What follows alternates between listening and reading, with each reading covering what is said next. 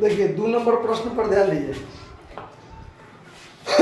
2 number प्रश्न में कहता है लाभ हानि खाता बनाइए। 1 नंबर सवाल में था ट्रेडिंग अकाउंट बनाइए, तो ट्रेडिंग अकाउंट वाला तो देख लिए थे पिछले क्लास में। लाभ हानि खाता में देखिए क्या होता है, सुनिए इसका थ्योरी प्लस समझ लीजिए। ट्रेडिंग अकाउंट में वैसे खर्चे जाते हैं जो वस्तु पर प्रत्यक्ष रूप से लगता है, डायरेक्ट रूप से लगता है, जिसके निर्माण में डायरेक्ट रूप से लगता है, और दूसरा इनडायरेक्ट एक्सपेंस में से जो फैक्ट्री के अंदर होने वाला खर्च होता है वो लगता है आपको ट्रेडिंग अकाउंट में, ठीक है।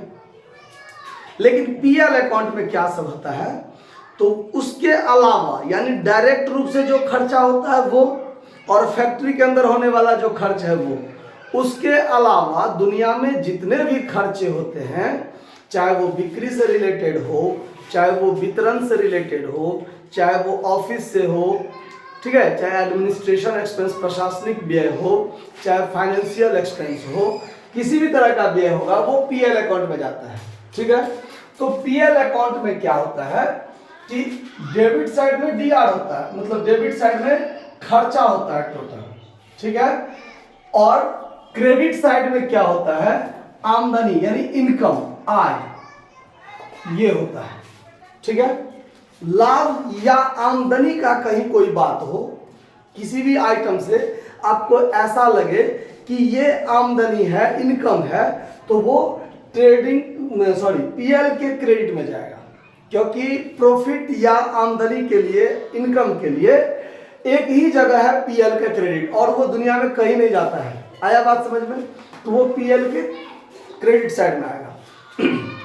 तो अब इसमें दूसरे नंबर सवाल में जो आइटम सब दिया हुआ है, उस आइटम को देखते हुए हम लोग कहाँ कौन सा जाने वाला है वो लिखते हुए चलते हैं। तो अब देखिए, आपको ट्रेडिंग अकाउंट में हम दिखाए थे पिछले क्लास में कि डेबिट साइड में ग्रॉस प्रॉफिट आया था ना। तो ग्रॉस प्रॉफिट अगर ट्रेडिंग अकाउंट में होता है तो ट्रेडिंग अकाउंट से ग्रॉस प्रॉफिट जो है वो पीएल अकाउंट के क्रेडिट साइड में लिखा जाता है, ग्रॉस प्रॉफिट। अगर ट्रेडिंग अकाउंट में ग्रॉस लॉस हो तो उस ग्रॉस लॉस को डेबिट साइड में यानी पीएल अकाउंट के डेबिट साइड में लिखा जाता है, ठीक है। उसके बाद जितने भी खर्चे हो, यानी ये रिजर्वेशन है उसका सबसे ऊपर, ग्रॉस प्रॉफिट हो तो क्रेडिट साइड में, पीएल के क्रेडिट साइड में सबसे ऊपर, अगर ग्रॉस लॉस हो तो ट्रेडिंग अकाउंट के डीआर साइड में सबसे ऊपर, ये रिजर्वेशन हो गया। उसके बाद जितना भी खर्चा होगा वो खर्चा जो ऑफिस से रिलेटेड, विक्रय से रिलेटेड, वितरण से रिलेटेड, प्रशासन से रिलेटेड और वित्तीय व्यय, जैसे ऋण उन पर ब्याज वाली बात हो वैसा, तो ये सब आपको डेबिट में आएगा। और इनकम का जहां बात हो वो इनकम क्रेडिट में जाएगा। समझ में आया बात? तो यहाँ अब इसमें कौन कौन से आइटम है उस आइटम को देखिए। दूसरे नंबर सवाल में जो भी आइटम आपको दिया हुआ है ये आइटम पीएल में जाने वाला है। ये बात तो क्लियर हो गया, क्योंकि सवाल में सिर्फ पीएल अकाउंट कहता है बनाने। तो दूसरे नंबर सवाल में जो भी आइटम है वो पीएल डीआर में जाने वाला आइटम है। अगर आप यहाँ इस बात को देख लेते हैं तो ध्यान रखना है कि ये आइटम सब पीएल डीआर में जाता है, ठीक है। सबसे पहला आइटम दिया हुआ है आपको सैलरी 12,000, तो ये सैलरी ऑफिस से रिलेटेड खर्चा है, ठीक है। तो ये सैलरी पीएल के डीआर में आएगा, पीएल के डीआर में आएगा सैलरी 12,000। उसके बाद है आपको कैरीज आउटवर्ड यानी विक्रय पर भाड़ा। अब देखिए विक्रय पर हम भाड़ा दिए हैं तो ये बिक्री से संबंधित व्यय हुआ, तो कहाँ आएगा, पीएल के डीआर में। यहां लिखेंगे टू कैरीज ऑन सेल्स। अगर ये कैरीज ऑन परचेज होता तो ट्रेडिंग डीआर में होता, ठीक है। तो कैरीज ऑन सेल्स कितना है, 2,000 रुपया है। उसके बाद अगला आइटम है आपको रिपेयर, मरम्मत। तो ये मरम्मत भी क्या है, खर्चा, जो आपको पीएल, ये ऑपरेटिंग एक्सपेंस एक तरह से है कि वेबसाइट ऑपरेट करने में कहीं कोई दिक्कत हुआ, डैमेज हुआ तो ये उसको करना पड़ा है। तो रिपेयर, ये क्या है, ये रिपेयर जो है ये वस्तु का निर्माण पर डायरेक्ट रूप से नहीं ना लगता है। ये तो पहले कुछ बना हुआ था, उसमें टूट फूट हुआ तो फिर उसको ठीक किया गया है, ये मेंटेनेंस एक्सपेंस है समझ में। तो ये रिपेयर कितना है, 300 रुपया, ये भी पीएल के डीआर में आएगा। उसके बाद है office expense 500, to office expense. Office expense कितना है 500 पीएल के डीआर में आएगा। उसके बाद है डिस्काउंट रिसिव्ड। अब देखिए हमको छूट मिला, तो ये छूट मिला हमको, तो ये हमारे लिए फायदा है कि घाटा? हमको छूट मिला, डिस्काउंट रिसिव्ड, तो ये हमारे लिए फायदे की बात है, तो वो क्रेडिट में जाएगा। कहाँ जाएगा ध्यान रखना है, डिस्काउंट रिसिव्ड 600 कितना रुपया है 600 रुपया है। उसके बाद है अप्रेंटिस प्रीमियम। ये क्या होता है अप्रेंटिस प्रीमियम? ये आमदनी है। ये क्या होता है उस पर ध्यान दीजिए। इसको हिंदी में कहते हैं प्रशिक्षणार्थी प्रीमियम या नौशिखिया प्रत्याजी, इसका नाम होता है। ये होता क्या है उस पर देखिए। जैसे मान लीजिए हमारा एक संस्था है, ठीक है, हम अपने संस्था में हम आपको स्टाफ के रूप में जॉब देने जा रहे हैं, हम आपको स्टाफ के रूप में जॉब देने जा रहे हैं, लेकिन आप ट्रेंड नहीं हैं, आप ट्रेंड नहीं हैं। हम आपको सैलरी पर बात किए हैं कि हम आपको 15,000 सैलरी देंगे। मान के चले हैं हम आपको कितना सैलरी देंगे 15,000, यानी हम आपको 15,000 सैलरी दे रहे हैं, लेकिन उसमें से आप ट्रेंड नहीं है, हम आपको ट्रेनिंग दे रहे हैं अभी 6 महीना। 6 महीना क्या दे रहे हैं हम आपको? ट्रेनिंग दे रहे हैं। 6 महीना हम आपको मात्र 10,000 देंगे, 5,000 हम आपसे काट लेंगे। आपके सैलरी में से 5,000 हम क्या कर लेंगे? काट लेंगे। इसलिए कि हम आपको काम सिखा रहे हैं, हम अपने यहाँ आपको रखे हुए हैं, हम हो सकता है आपको हॉस्टल का सुविधा देते हैं, हम आपको खाना पीना का सुविधा देते हैं, बहुत सारा व्यवस्था हम आपके लिए कर रहे हैं, तो वो हम आपके सैलरी में से ही क्या कर लेते हैं? काट लेते हैं। तो ये एक तरह का हमारे संस्था के लिए खर्चा हुआ 15,000 सैलरी, लेकिन उसमें से 5,000 फिर हम आपका काट भी तो ले रहे हैं, ले भी तो रहे हैं, तो वो हमारे लिए क्या हो गया? आमदनी। तो ये कैसा आमदनी हो गया? Apprentice premium. तो ये क्रेडिट साइड में हो जाएगा बाय अप्रेंटिस प्रीमियम। शॉर्टकट में थोड़ा लिख दिए हैं। कितना है? 500 कितना है? 500 रुपया है। तो ये 500 रुपया हो गया, ठीक है। अब चलिए, हाँ, अब क्या है? डिप्रिसिएशन। तो ये डिप्रिसिएशन भी कहा जाएगा? पीएलडीआर में। टू डिप्रिसिएशन कितना है? डिप्रिसिएशन 400 रुपया, ये हो गया। उसके बाद क्या है? सकल लाभ 36,000। अब सकल लाभ का तो रिजर्वेशन है, कहाँ है सकल लाभ का रिजर्वेशन? यहाँ पर 36,000 लिख दिए, जगह था उसका रखे हुए थे। डिस्काउंट अलाउड है, यानी हम किसी को छूट दिए। तो ये छूट क्यों दिया जाता है? हम जब माल बेच रहे थे उस समय में हम आपको कुछ डिस्काउंट दिए, ये बिक्री से संबंधित खर्चा होगा, लॉस में एक्स्ट्रा से, तो ये डिस्काउंट अलाउड डेबिट में हो जाएगा। डिस्काउंट अलाउड कितना रुपया दिए हैं?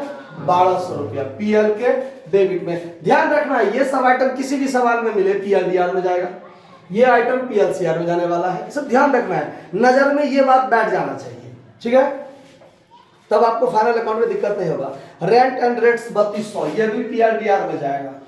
रेंट एंड रेट्स 3200 पीएलडीआर, ठीक है। उसके बाद स्टेशनरी एंड प्रिंटिंग 1000 पीएल के डीआर में खर्चा है। प्रिंटिंग एंड स्टेशनरी कितना है? प्रिंटिंग एंड स्टेशनरी 1000 रुपया है पीएलडीआर में। उसके बाद क्या है? इलेक्ट्रिसिटी। देखिए इलेक्ट्रिसिटी जो है ना, ये आपको थोड़ा कंफ्यूज कर सकता है। इलेक्ट्रिसिटी ट्रेडिंग के डीआर में भी जाता है। अगर हम किसी वस्तु का निर्माण कर रहे हैं, उस पर हम बिजली बिल दे रहे हैं, बिजली का खर्चा हो रहा है, तो ये तो ट्रेडिंग डीआर में भी हो सकता है। और ऑफिस में जब हम बिजली लगाए हुए हैं, ऑफिस में जो बिजली पर बिल दे रहे हैं, तो वो ऑफिस में भी खर्चा होता है, बिजली बिल होता है कि नहीं होता है खर्चा। तो अगर सिर्फ इलेक्ट्रिसिटी लिखा हुआ हो, उसमें ये नहीं क्लियर किया हो कि ये फैक्ट्री में हुआ है कि ऑफिस में हुआ है, डायरेक्ट लगा है कि इनडायरेक्ट लगा है, तो उसका अमाउंट के आधार पर आपको अनुमान पर काम करना होता है कि अगर अमाउंट थोड़ा कम सम रहे, छोटा मोटा अमाउंट रहे, तो उसको हम छोटा मोटा खर्चा मानकर पीएलडीआर में रख देते हैं। लेकिन अगर ज़्यादा बिजली बिल लग रहा है, तो इसका मतलब हम वस्तु का निर्माण कर रहे हैं, उस पर हमारा खर्चा हो रहा है। तो वैसे ये सवाल में पीएल के अकाउंट बनाना है ना, उसके अंदर दिया हुआ है सिर्फ पीएल बनाना है, तो हम मान के चलेंगे कि ये पीएल में ही जाएगा।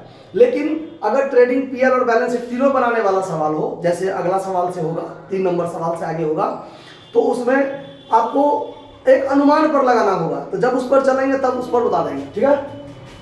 तो यहाँ पर आपको इलेक्ट्रिसिटी कितना है, इलेक्ट्रिसिटी 700 रुपया है, तो ये PLDR में आ जाएगा। उसके बाद है आपको इंश्योरेंस, ये भी ऑफिस से रिलेटेड खर्चा होता है। टू इंश्योरेंस PLDR में कितना है, ये भी 700 रुपया है। उसके बाद ऋण पर ब्याज, ये ऋण पर ब्याज क्या है, फाइनेंशियल एक्सपेंस, तो ये भी टू इंटरेस्ट ऑन लोन कितना रुपया है, PLDR में जाएगा 450। उसके बाद क्या है आपको मिसलेनियस रिसिप्ट्स, तो ये मिसलेनियस रिसिप्ट्स तो आमदनी है ना, तो आमदनी है तो क्रेडिट में होगा। बाय मिसलेनियस रिसिप्ट्स कितना है, मिसलेनियस रिसिप्ट्स 850 रुपया, तो 850 रुपया लिख दीजिए। उसके बाद है बैड डेब्ट्स, रुपया बुड़ गया मेरा कुछ, तो ये घाटा हुआ एक तरह से, तो ये डेबिट में आएगा। टू बैड डेब्ट्स कितना रुपया है, 1200 रुपया है। आइटम खत्म हो गया। अब आपको दोनों साइड जोड़ घटाव करना है, यानी हमारा व्यवसाय वस्तु को बनाने में और बेचने तक जितना खर्चा हुआ था, वस्तु बनाने तक और फैक्ट्री में होने वाला खर्च वो आपको ट्रेडिंग में चला जाता है, और वस्तु के ऑफिस से रिलेटेड, बिक्री से रिलेटेड, उसका क्या कहते हैं एडमिनिस्ट्रेशन से रिलेटेड जो भी खर्चा होता है वो आपको PL के डेबिट में, आमदनी PL के क्रेडिट में। अब इसका जोड़ घटाव कर लीजिए, जो होगा वो आपको फायदा घाटा निकल जाएगा। तो क्रेडिट साइड का जोड़ यदि ज्यादा होगा तो डेबिट में आपको प्रॉफिट आएगा, अगर डेबिट साइड का जोड़ ज्यादा होगा तो क्रेडिट में आपको लॉस आएगा, और ये आपको नेट प्रॉफिट या नेट लॉस देगा। तो क्रेडिट साइड का अगर जोड़ देखा जाए 37,000 कितना हुआ, 950, तो यहाँ भी 37,950 होगा, और इसमें से इस सब को घटा दीजिए, तो जो बचेगा आपको वो आपका नेट प्रॉफिट हो जाएगा। ये नेट प्रॉफिट लाभ हो गया जो पूंजी में जुट जाता है। कहाँ जुट जाता है, पूंजी में। अगर एकांकी व्यवसाय है तो एक को मालिक का पूंजी होगा, उसी में जुटेगा।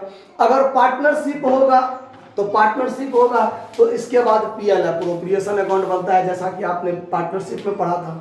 उसमें सबसे पहले नेट प्रॉफिट रखते हैं, फिर साझेदार के हित में जो खर्चे करने होते हैं वो करते हैं, तब जो लाभ बचता है वो साझेदार के पूंजी में जाता है। तो यहाँ पर कितना रुपया आपको नेट प्रॉफिट आया, 14,300 घट के आता है। आपका आंसर भी मिल गया है, ये सवाल आपका बनकर तैयार हो गया। कहीं कोई दिक्कत है तो पूछ लीजिए, नहीं तो धन्यवाद।